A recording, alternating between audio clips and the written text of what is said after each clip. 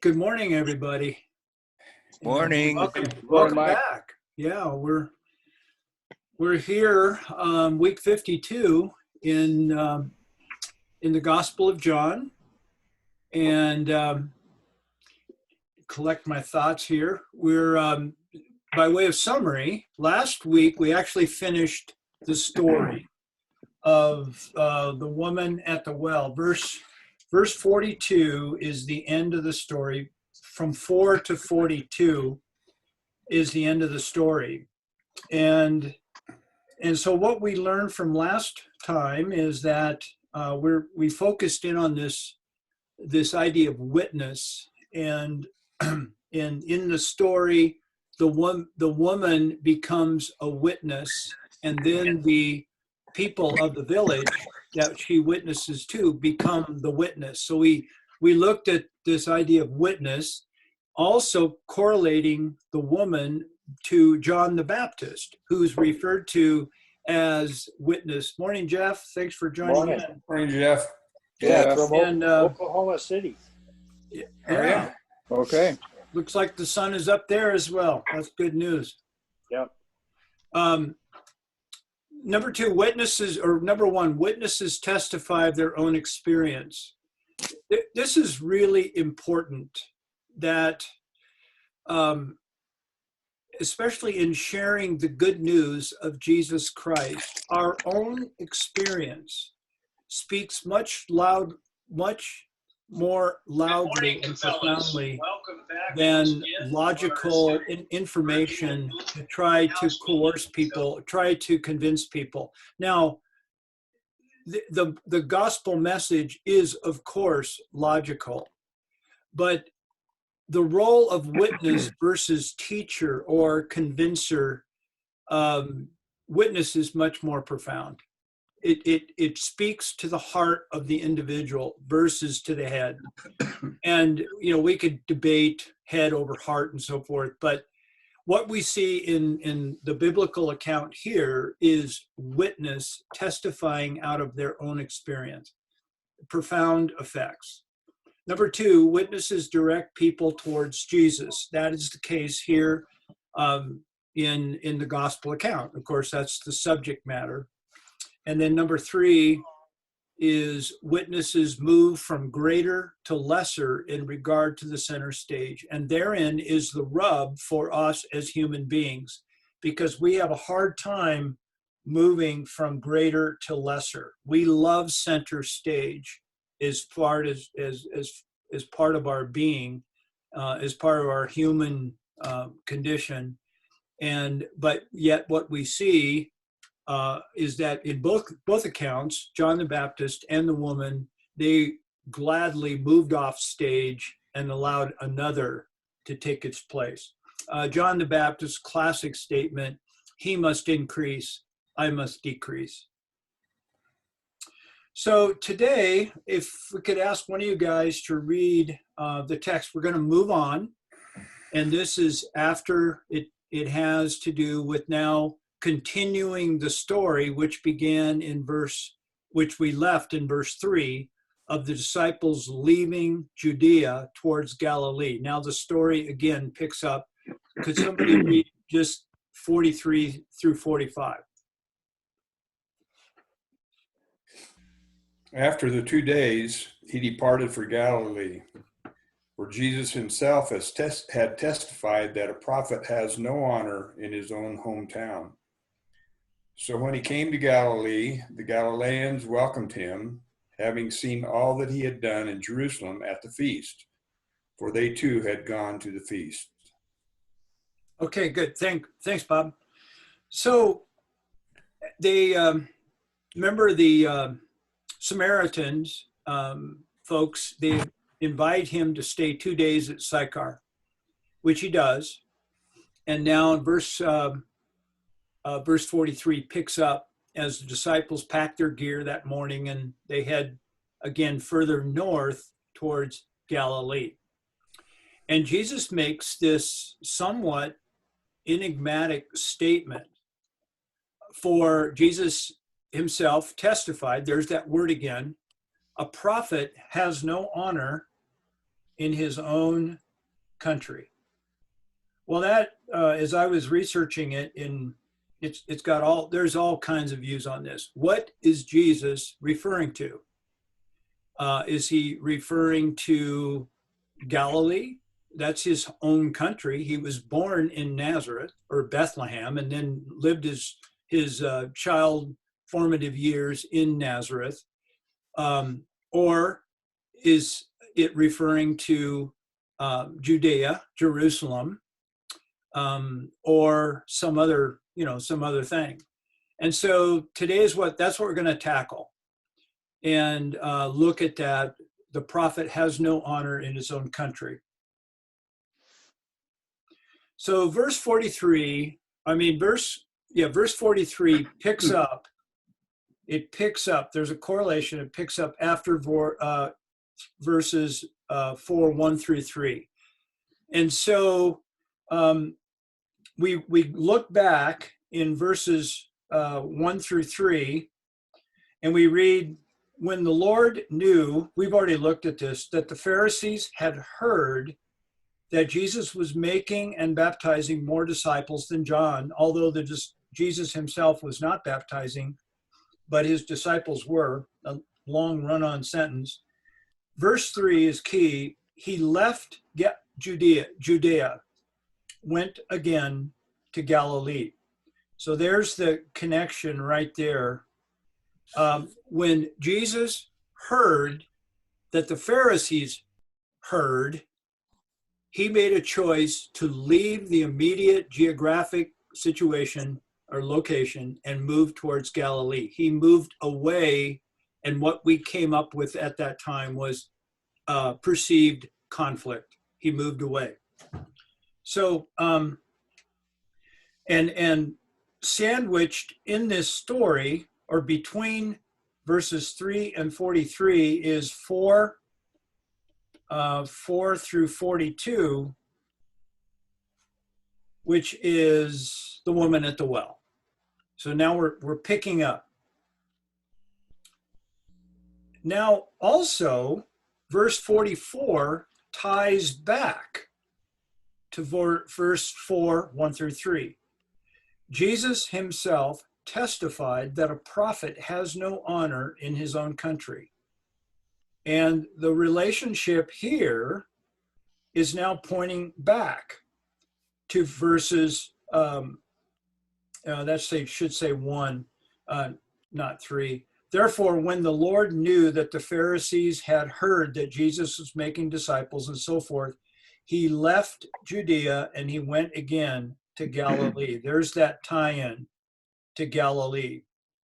So there is a pickup and there's a tie back between verses 43, 44, and what occurs at the beginning of the chapter. Now that's just some background, and let's run with this idea. Closer look. Verse 44, Jesus himself testifies that a prophet has no honor in his own country. We want to look at that. So first of all, Jesus states a known proverb of the day. And I think probably everyone here on the screen has an idea of what this means, that in their context, the prophetic voice began to rise about the 9th century BC. And I attribute the first real prophet that we see from my perspective is the role of prophet, the job of prophet, if you would. It would be Elijah, and he was in the 9th century. Although we see the prophetic voice, I think, first of all, through Samuel in his words regarding King David towards Saul, and then later Nathan towards David. So the prophetic voice was seen in Scripture as early as the 10th century, but really came into its own in the 9th century, and then ensuing throughout down to the 4th century, with the post-exilic prophets after, after the exile. But what is true of every one of these prophets is that they were not received on their own turf. They had a contrary voice. They had a corrective voice. They were speaking on behalf of God's heart and word towards the people, and that was not well received. And so what is true, what became true, and how they would have understood this context or this term was that, of course, prophets, and history has borne it out now 1,000 years from the 10th century now to the 1st century AD. History has now borne it out that prophets generally are not accepted on their own turf because of their very contrary type of message. So this is how they would have understood it, and this is how we understand it today, that a prophetic voice is generally not received on home turf. And he uses this, but now we have to look at, well, what's his home turf? Number two, this statement, a prophet is without honor, is in all four gospels. And in Matthew, now we're going to compare. Matthew 13:57 is the Matthew account. And in the Greek literal reading, the phrase is the hometown. And I don't know, well, it would be ha for the, but I don't know the word hometown. But that's the order, that's the literal order and the direct translation. In Mark and Luke are exactly the same. The hometown. The prophet is without honor at the hometown of the hometown where he comes from. Now, in John, this is really interesting. There is a slight change in the Greek wording. Here in 444, the Greek literal reading is the, and then inserted is the word idios, which you all have gotten an English word in your head that comes from, derived from idios, his own hometown. There is an adjective inserted within that phrase. And this phrase, or this term idios, is what we get the English word idiot. The history of that word, in their way of thinking, the key definition is private or inward. And where we get the word idios is, or idiot, is in those days, it was in the Greek culture, it was socially mandated, accepted, that a person of the culture contributed back to the culture. They were open, they could dialogue, they could interact primarily about politics, the political situation of the world. Well, if a person did not engage in that social construct, they were called an idios, one who is private, one who is inward, and it was looked down upon. And they identified the ability not, or the demonstration of not participating within the cultural discussion as unintelligent, because they do have nothing to contribute. So thus, we get the word, after many derivations and development, we get the word idiot, one who is of profound unintelligence and not able to contribute. So that's where it doesn't have that meaning here. It has privately held. It's the idea of his own, his privately held hometown. So, as we move on, this statement echoes, now here I'm making a correlation here.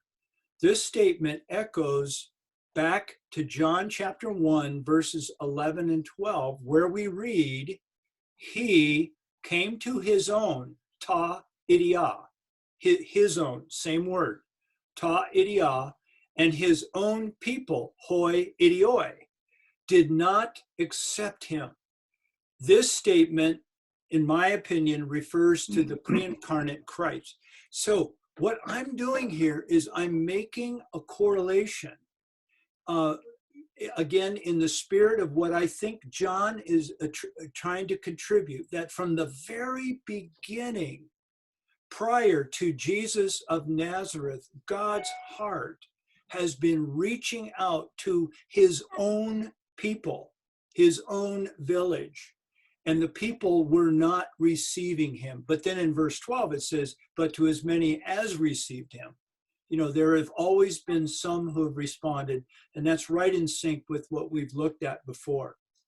Now, in this regard, the declaration here in verse 44, what Jesus is stating, is pointing beyond mere geographic location to an expansive and driving ideology underlying and controlling all things. This driving thought force is best represented thus far in John's gospel account through what we saw happen while Jesus was in Jerusalem. It was Jerusalem where he should have been most accepted because he was among his own, ta idia, within the very Father's house. Remember when he was in the temple, we read in John, you have taken my Father's house and made it a den of robbers, I think he said. So he identifies with the temple.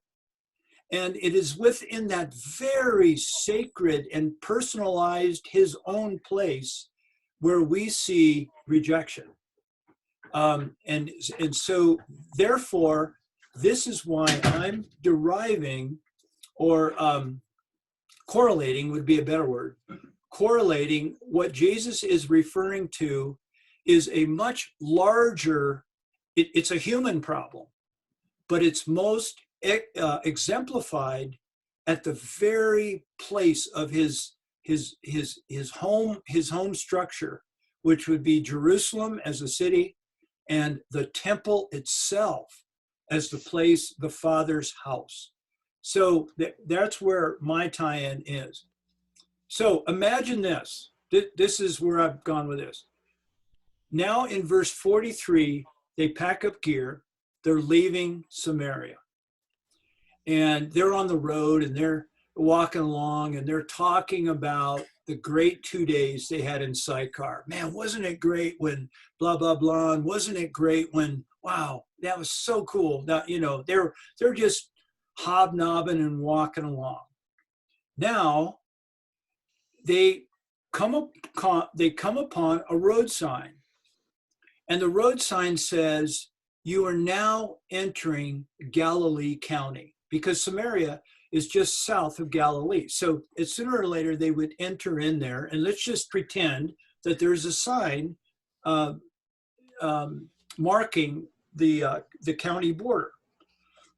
And so at that sign, could it have been, well, Galilee County is the antithesis of the sophisticated, cultured Jerusalem.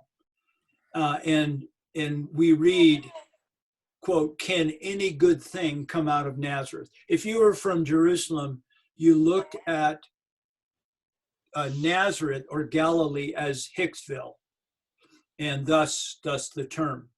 So they're at the sign, and Jesus stops, and he looks to his disciples, and he says, at this point, a prophet has no honor in his own country, implying Jerusalem. And then he continues could he have continued and said, so we will now go here, meaning Galilee? So that's how I've put this together.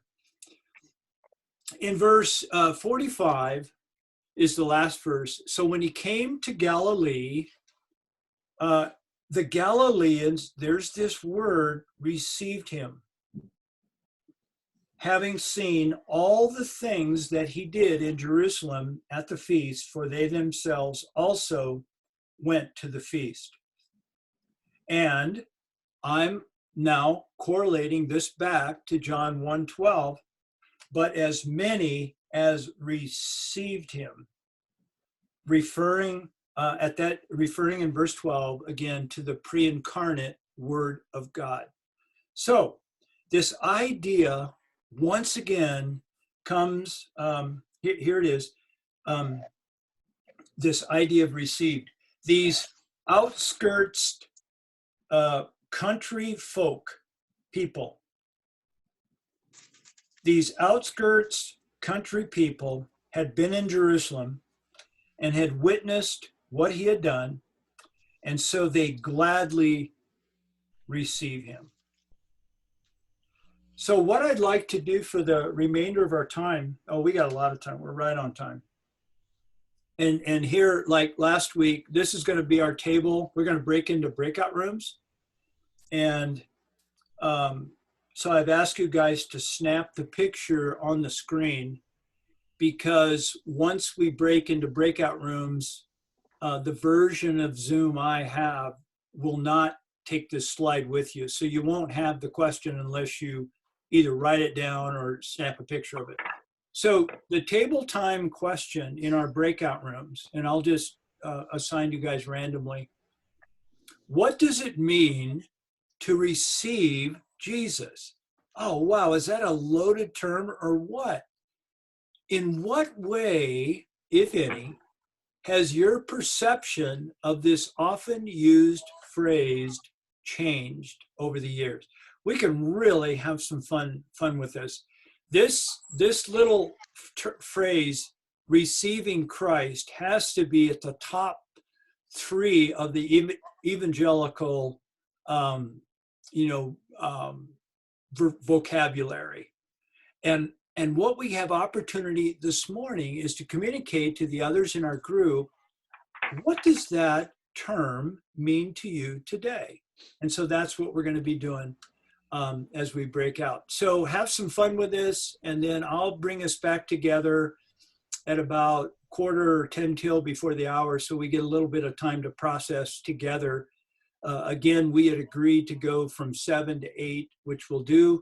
So you'll be in table time now for about 15 or 20 minutes. So we're going to break out here and have a good time. Breakout rooms. Here we go. Automatically.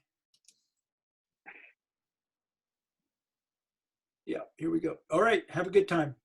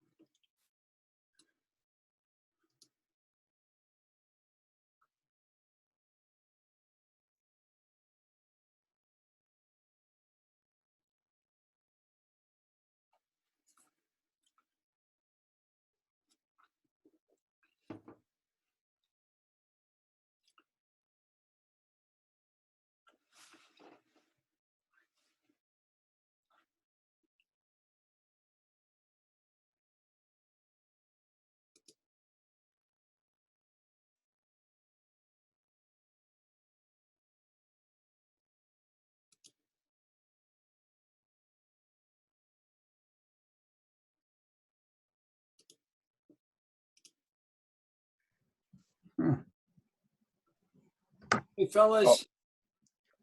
Hey, Mike. So it's Mike and Dick and Dick? Yeah, I wanted to make, what I get on my screen is everybody's name and what room they've been assigned randomly. And I just wanted to make sure everybody got put in there. I'll participate here for, I don't know, 10 minutes and then I'll go back. But yeah, anyway, I thought I would, you guys only had 2, the other ones had 3. So Okay. yeah. Do you guys still see you don't see my screen, do you? No. I just see a big zoom Okay. All on right. the screen. And whoever's talking, their face appears larger above the other 3 faces that are in the group. Well, you can change that, Dick, by at the top of your screen, you have look for gallery view. Upper right-hand corner, it says gallery view. No. No.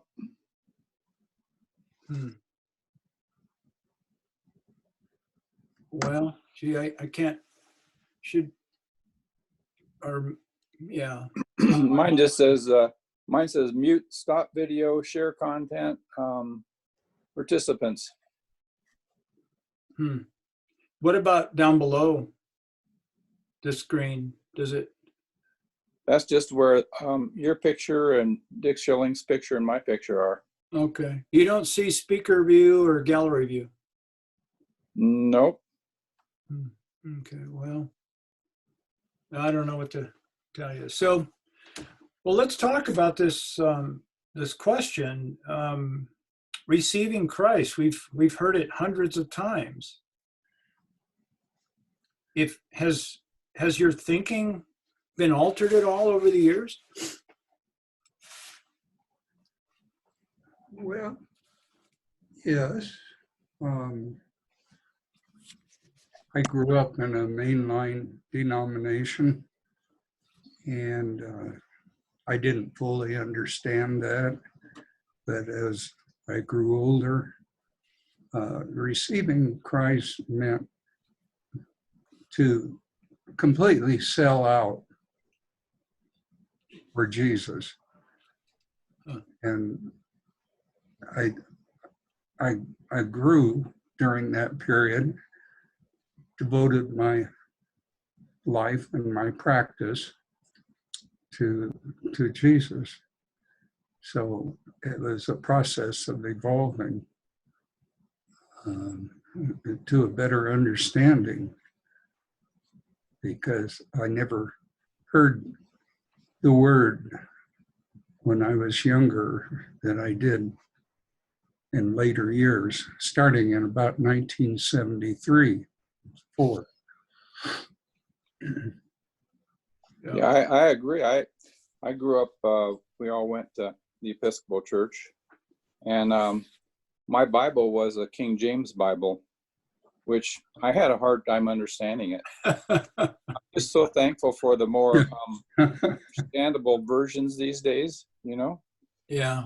So I think at that time, I was in the stage I would call awareness of Jesus, but it wasn't until later, like Dick Schilling, that I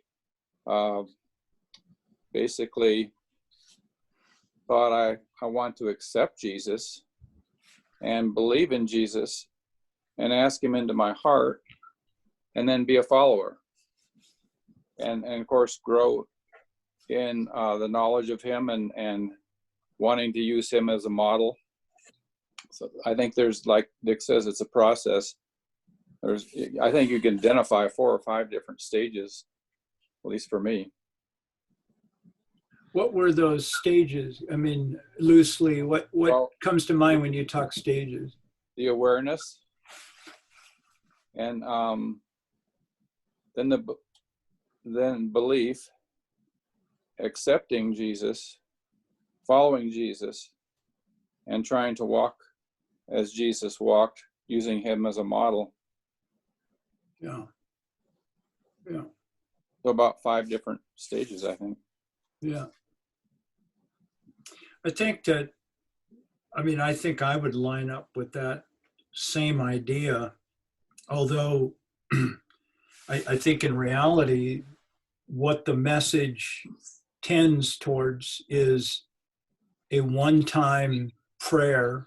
You used the term to ask Jesus into your heart. a one-time prayer that then saves you from hell. And the latter stages are not really emphasized. A one-time, have you received Christ? Became, in my language and my thought, a definitive way to separate the sheep from the goats. My thinking has really changed in that, and more in alignment with what you're saying, Dick, is that, at least in Scripture, well, we see the followers of Jesus actually follow Jesus. Right. Right. Not the world. Now, what I see is not perfection by any means. In fact, the Gospels really show to what degree we cannot believe, which is total denial, and still be a believer, still be a follower. I'm thinking of Peter at the fire. The disciples scattering and so forth. So it's certainly not perfection, and it is a journey. But this one-time prayer, I just don't emphasize that as much as I used to. I think it's certainly a beginning, and it certainly should be celebrated.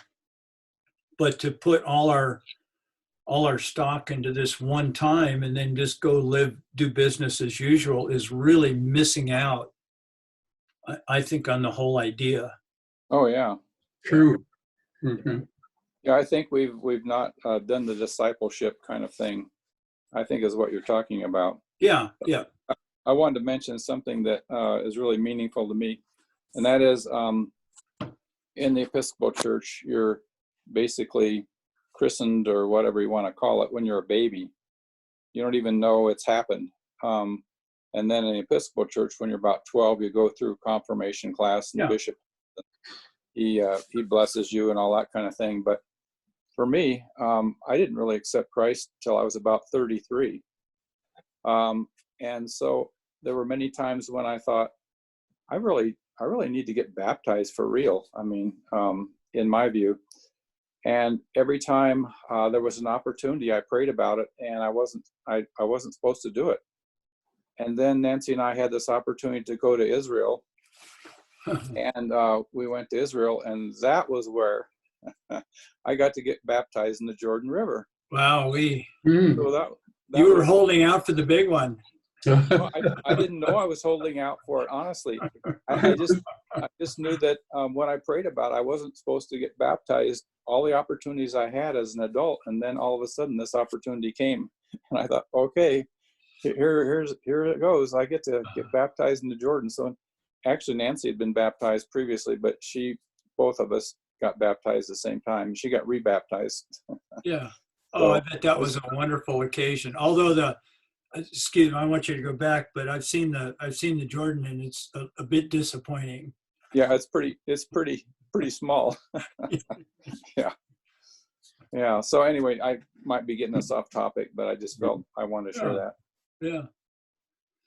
Well, I too received Christ in the early 70s. I come from a Presbyterian background. First Pres, when I was a little kid, we were downtown at First Pres, Fort Collins. And then in my high school years, we attended Westminster Presbyterian out on West Elizabeth. Yeah. And when I became a Christian when I was 19, see there I use that term, became a Christian, through the praying of a prayer. I was really coming into the faith almost as reactionary to my upbringing, rejecting, why didn't I hear this before, and so forth, being critical as a young, proud young man can be, self-righteous. And for a lot of my years was really in reaction to my upbringing. Well, as I've aged, and this happened early on, Um, I really feel that God was active in my work, in my, not my work, my life early on as a child. You know, my parents took me to church where I could hear the words of God, and they chose a Presbyterian, which is fine. And I think God was active in my life, and I think at a very, very young age, nurturing me along. And certainly the prayer was heard by God and through Christ when I prayed at 19.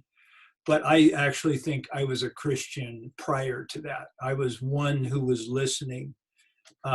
Certainly not a disciple, not a follower, but one who had, um, one who was hearing.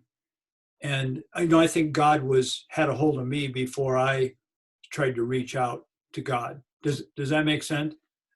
Oh, sure. Oh, yes, Yeah. Yeah. So, because God has a plan for our lives. yeah. Well, I believe that. Yeah. They take a lot longer for some of us to comprehend that. Yeah. A lifetime. But as I look back on my life, which has been a long time, uh, I can see how many times he saved my life, literally. And Yeah. I can't imagine why he saved my life from these dangerous situations unless he had a bigger plan for me. Yeah. But Can you tell us a time or two, Dick, of what those occasions were? I'd like to hear some of that. Were those on when you were on your mission trips and so forth? well, define the question a little bit more. Well, you said as you look back on your life, which has Oh. been a long life, Mhm. that you have now been able to identify time and time again where God saved you. And I'd like, if you think back to your earlier, earlier life, what comes to mind? Well, I had a number of experiences where I could have died, but one of them, I remember when Franklin Graham and I were flying from Anchorage to the Russian Far East, Siberia. And we were flying in a 2-engine plane, and the weather was quite bad. And we were running low on fuel, and the airfield over in Russia was really souped in, and we have no radio contact, really. So my pilot said, we really have only enough fuel to try to make one landing. So here we go. Wow. And he said it was like flying into a milk bottle in a blizzard. So Wow, that sounds scary. anyway, we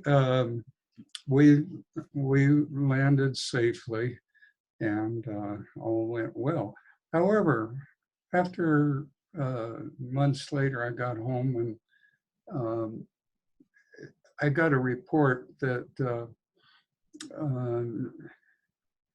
I'm not sure who all the gentlemen were, but they were on another flight from Providenia to Anchorage, and the plane started to ice up, and the plane almost went down into the Chukotka Sea.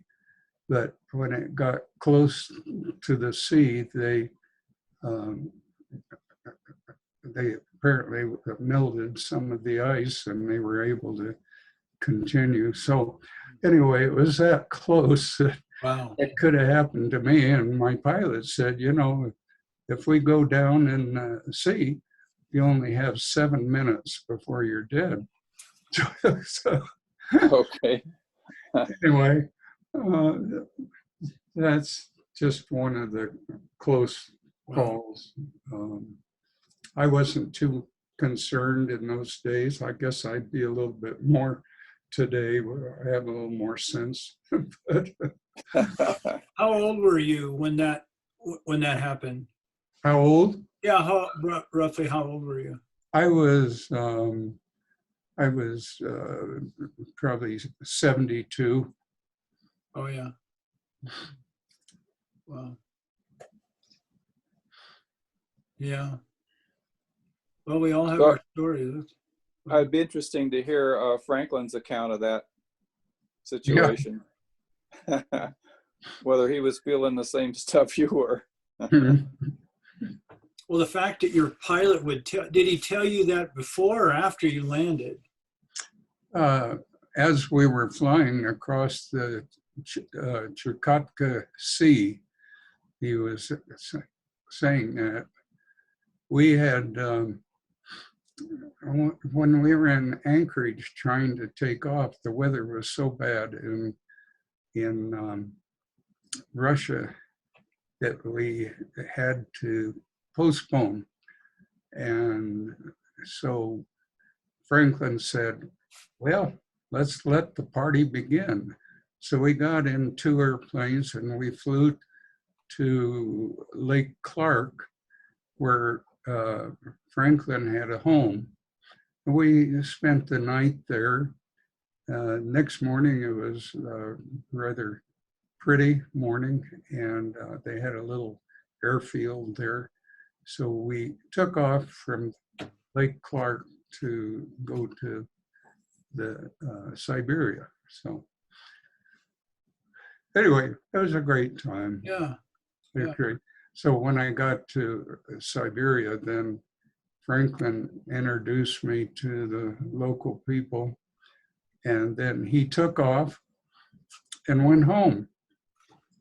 And so I've told Franklin a couple of times, you left me there and you went home. You let me to suffer. So Anyway, you went there to do dental work, I imagine. yeah, I was in a village of about 400, and after a while, I treated everybody in the village that wanted to be treated, and the weather was so bad that I didn't know whether the Russians would remember to come and get me in the helicopter. And so it was kind of a hard time because we were running out of food. Didn't plan to stay that long. And finally there was a little break in the clouds, and word came that there was a helicopter coming from another village, and would pick me up. So I was happy that they remembered I was still there. Right. And they picked Oh my me up gosh. and flew me into this city. Yeah. The city was only about 2,000 people, but it's on the map of every world map because it was only city in the area of Western United States. Huh. Anyway, yeah, I can think of times during my childhood that I could have really gotten in trouble physically. Well, guys, God had planned. God had. I'm going to close all the rooms now. You bet. And I'll see you back. I'll see you back in the main meeting. So Thank you, Mike. Okay. yep. Thanks, Mike.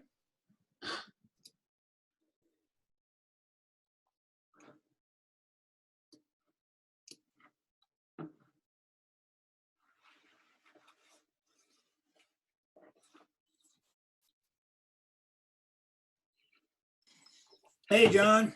Morning. Hey, Bill. Hey, Mike. Hey, we'll give a couple minutes for everybody to come back in here. So Do you have a green screen behind you, Mike, of some kind? Because when you move your head around, I see a little bit of shadows on the edges of it. yeah, I've found on Zoom where you can put a virtual background in, and it's basically a screen image. It's a PNG or a JPEG. So I created this image. So what Bill is telling you, and I was going to say something to you, Mike, it makes your face a little less than real. Oh, It's not clear around your head. yeah, so you can see the. Yeah, you may prefer just having a regular background rather than that background. Well, it gives you hair. It looks like you got hair, and that's interesting. That's good. Maybe I could zoom in some hair on there. I don't need it.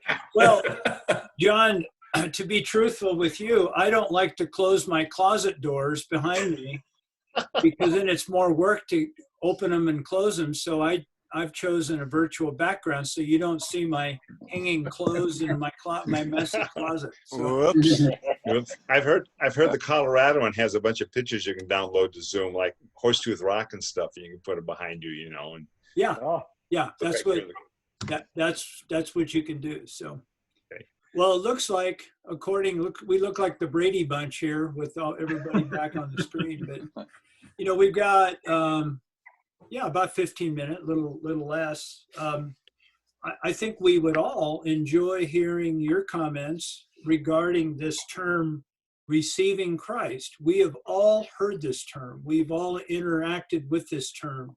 We've all talked about people in regard to this term throughout the years, and it would be interesting to hear now from our group what this term meant and what this term has come to mean in your life now. So just anybody lead out.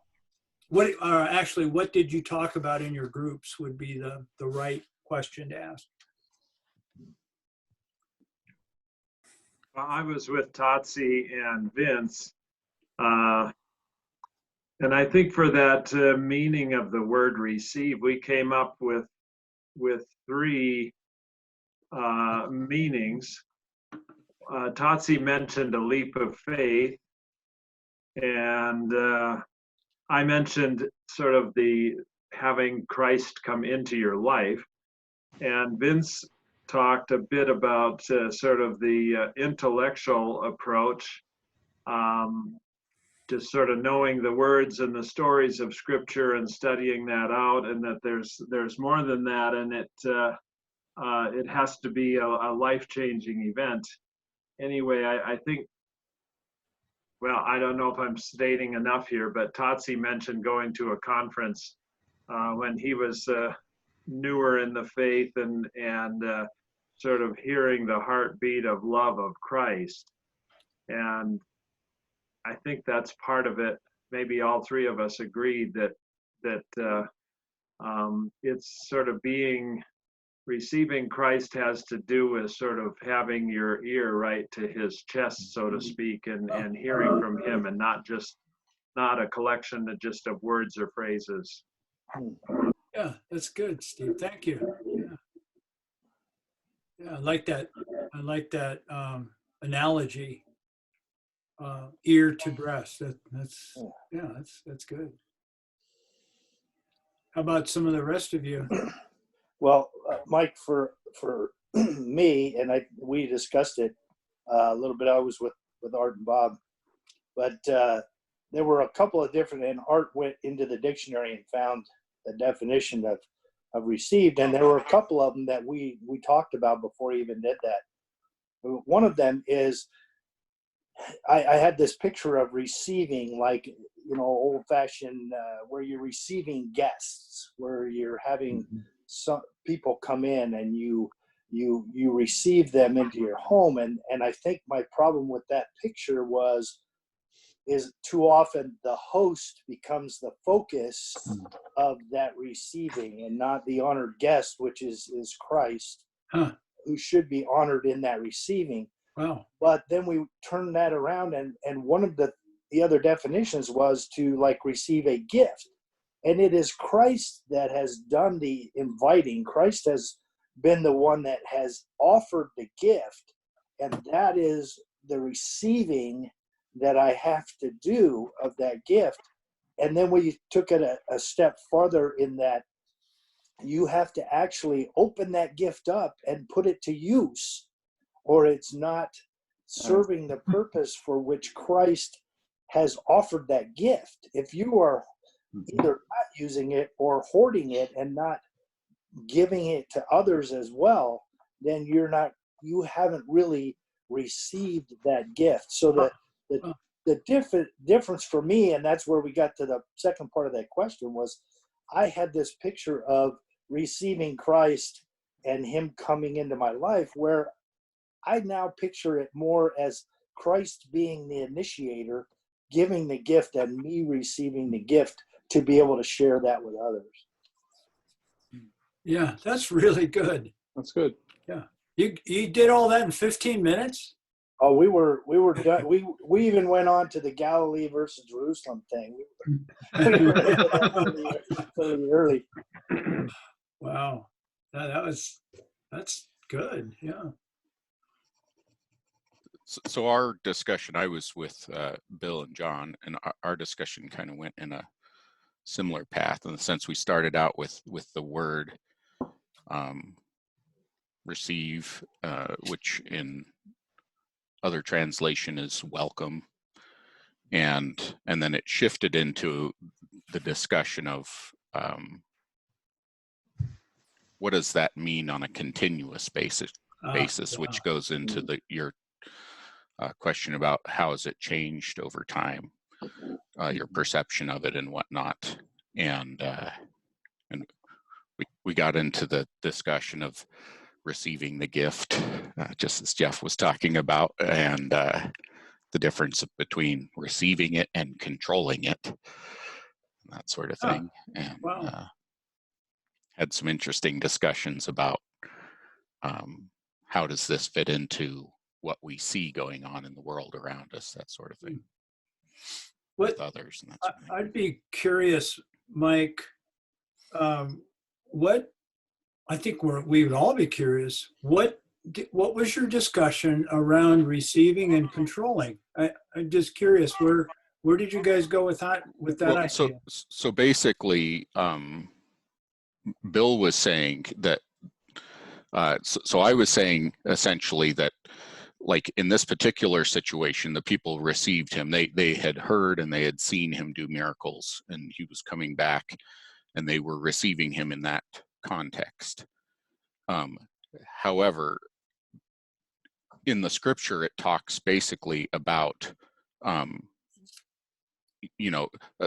the idea that the more you know, or as you grow in your understanding, we'll put it that way, that choice of reception, you might say, is always in front of you. And the question is do we step out of that bound and whatnot? And this is where controlling versus receiving came in, because Bill was saying, well, having been through all the hardships in life and up and down, the question is if you're in the middle of a struggle and you get hit by a truck, what happens, right? And he has settled himself by saying, I trust that God will take care of it. Those times when I'm in the middle of a struggle, which is actually a reception, is what I was saying. And so the key thing there is Bill is saying, I'm receiving the gift. And I'm saying, yes, and that's what you need to do. You don't need to control the gift because it isn't your gift, in the sense of you're not giving it, you're receiving it.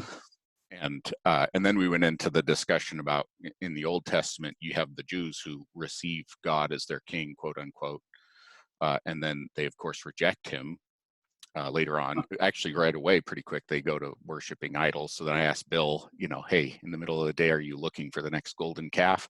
If not, you probably didn't reject God, in that context. And we talked about how, we don't have in the Old Testament, we don't have the day-to-day lives of the Jews, how they herded their flocks, their interpersonal conversations, these sort of things. And that's not key to it, right? God shows us the things that are key, which is when they didn't have Moses with them, who they were viewed as their link to God, although they didn't actually need Moses because God was there. He had showed himself physically in the sense of the True. pillars and all that. But anyway, as soon as Moses was gone, they reject God very directly by saying, make us idols that we can worship, essentially. And so forth. And then it goes on, and later on they have where they reject God as king by asking for a king and all these things. And I say, I think these are the key things to think about in life, or, that's what's kind of steered my understanding of this is, do we cross that boundary or not? And, how does that play out in our lives? And people who have, like we discussed, people who are retarded or, have mental illnesses, that sort of thing. And my point was just God knows these things, and he knows what they're capable of in that context. And so that's, so that whatever the reception part of it, whatever reception they're capable of is what God is asking for. Yeah. Boy, the depth at which you guys discuss this, that's amazing. I wish I could be in each one of your groups, but wow, that's some really, really thoughtful comments this morning, like always, guys. We got, we don't have to fill the time. I could let you out 2 minutes early, but any last word of wisdom from, Bill, you got one. Thought from you on this. I mean, their reception welcoming him takes you back to the end of chapter 2, where he went down to Jerusalem. You assume a lot of the people from Galilee went there too, and he cleansed the temple, and he had this discussion about tear down the temple and I'll rebuild it. And then at the bottom it says they saw his miracles, which has collapsed. The other 3 temple stories in the other gospels are a little more expanded. He drives them out, and people come to him, and he heals a lot of people. But the point is, this story is really out of sync with, unless you're going to have 2 temple cleansings. This story is kind of like at the end of the other gospels. Oh, yeah. Yeah. And so when he comes back to Galilee, they saw him in Jerusalem, and they're happy they liked what he did. Yeah. That's very different than when he was sitting in there coming out of the desert, quoting Isaiah, and then telling them that, if you had these miracles. I mean, all of a sudden it's a very different environment than when he had that other statement, a prophet is without honor in his hometown. And that can kind of throw you off if you're not careful here, because you're not dealing with chronology. Right. Yeah. Yeah. That's actually when we were in that, Bill, you were probably not with us that you were probably still in. North Dakota. I know. Yeah. And we looked at that. So, well, I'm going to let you guys go. It's 7:59 to hold to our agreement, and have a good rest of your week. And we'll see you guys next week. So bye for now. Thanks, Mike. Thanks, Mike. Good week, everybody. Thanks for joining in. Yeah, good time. Thank you. Bye now. Bye, everybody. Bye. Yes, you.